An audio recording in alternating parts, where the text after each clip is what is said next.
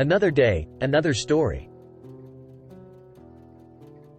China's defense minister on Sunday accused the United States and its allies of trying to destabilize the Indo-Pacific, just hours after warships from the two countries were involved in a near collision. In a combative speech to the Shangri-La Dialogue Security Summit in Singapore, Li Shangfu accused the U.S. of provoking bloc confrontation for self-interest, and said Washington and its allies were making up rules to assert dominance over the region. He also warned that any severe confrontation between the U.S. and China would be an unbearable disaster for the world. Li's warning came a day after U.S. Defense Secretary Lloyd Austin told the same forum a war over Taiwan would be devastating and affect the global economy in ways we cannot imagine. And it came just hours after the U.S. accused a Chinese warship of cutting in front of an American vessel that was taking part in a joint exercise with the Canadian Navy in the Taiwan Strait, forcing the American vessel to slow down to avoid a collision. Questioned after his speech on the incident, Li said the U.S. naval presence in the strait was an example of Washington creating chaos in the region. "They are not here for innocent passage, they are here for provocation," Li said of U.S. warships. Li said if the U.S. and other foreign powers did not want confrontation, they should not send their military assets near China.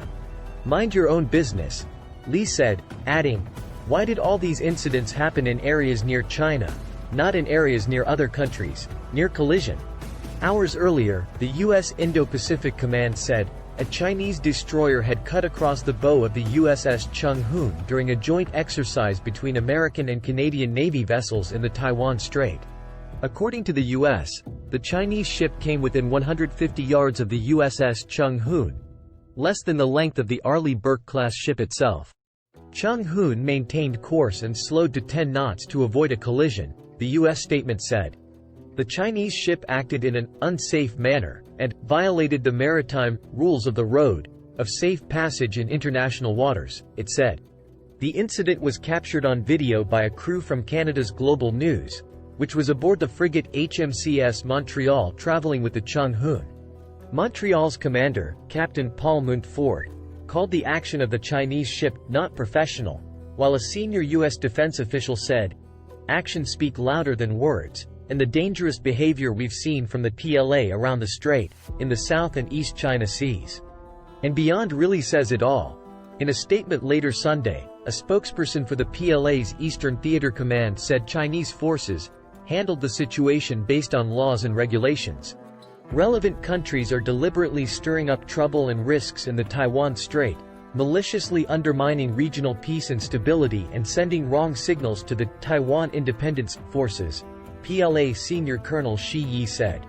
The incident is the second time in 2 weeks that Chinese military personnel have engaged in aggressive maneuvers in the vicinity of U.S. military personnel near China's border. A Chinese fighter jet conducted an unnecessarily aggressive maneuver during an intercept of a U.S. spy plane in international airspace over the South China Sea last week, the U.S. military said in a statement released on Tuesday. Austin on Sunday called on Beijing to do the right things to rein in conduct of its forces after the recent incidents. Saturday's incident between the U.S. and Chinese destroyers was extremely dangerous, he said, adding, "I think accidents can happen that could cause things to spiral out of control." Later Taiwan said it was Beijing, not Washington, that was the provocateur in the strait, with Taipei's defense ministry calling on the Chinese Communist Party to respect the freedom of navigation and avoid overly provocative behavior, so as to jointly preserve regional peace, stability and safety. Completely wrong. Shortly after Austin spoke on Saturday, People's Liberation Army Lieutenant General Jing Jianfang told Chinese state broadcaster CCTV that the U.S. defense chief's comments on Taiwan were completely wrong. China's ruling Communist Party claims Taiwan as part of its territory, despite never having controlled it, and its increasingly frequent military exercises near to and around the island have raised concerns about how far it will go to realize that claim. China's leader Xi Jinping has pointedly not ruled out the use of force.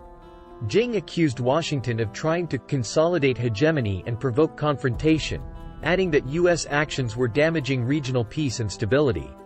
The comments from the Chinese and U.S. defense chiefs come at a tense time for relations between the two countries, as China recently rejected an offer from Austin to meet at the summit in Singapore, citing U.S. sanctions on Chinese officials and companies.